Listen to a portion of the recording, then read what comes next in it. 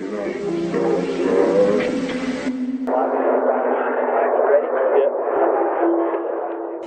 in peace to Screw tonight, but take it slow.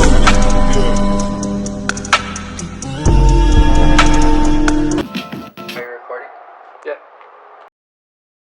I feel like I've always wanted to have one of those videos where it's just kind of like why I'm pursuing a career in fitness and wellness and why I became a personal trainer, just to show my perspective and just to kind of help, in a way inspire people, because a lot of people do know my story, but if you don't know, I was born with a physical disability, a cerebral palsy. I would consider myself in the middle of stage 1 and stage 2. It mostly affects the right side of my body, and it's like motor skills, so like riding or walking.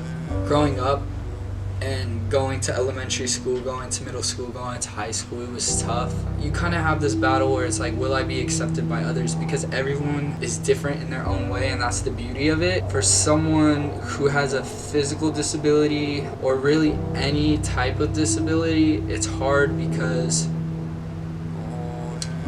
you know that you're different. And for me, my family always saw me just as me, they loved me for me.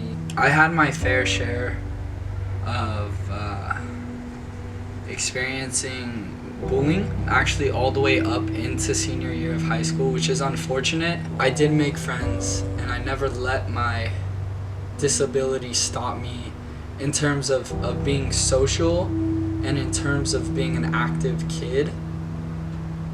But when I would go home, there was always those times where I would just sit and think like, man, this is scary, like to be judged by some people, and it's scary to kind of feel separated.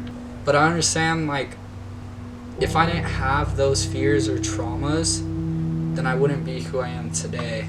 And that's one of the reasons why fitness spoke to me, because when I started lifting weights my freshman year in high school, I finally felt like that was my thing. For once, the playing field in a way was equal. And I always kind of say, like, when I'm in the gym, that's my element, like that's my sanctuary, because that's the one thing I could control. I think fitness gets a bad reputation sometimes, especially lifting weights. Like, they think that a lot of people just train for the exterior of things.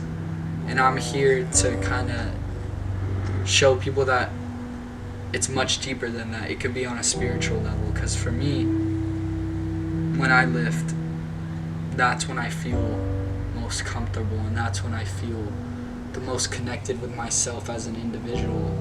And that's why I became a coach. I started lifting because I wanted to become the best me that I can be. So my main objective as a coach is to always help my clients become the best versions of themselves and to really reconnect with their inner self. I also think, in a way, fitness helped lift, especially like bodybuilding, because that's what I do at bodybuild. That helped process some of the traumas that I had as a kid, and I get to use this platform that I have today to show people that we can come together. When you find those things that fulfill your soul. And for me, being a personal trainer, being able to work out, that's, I feel complete in my soul when I do those things.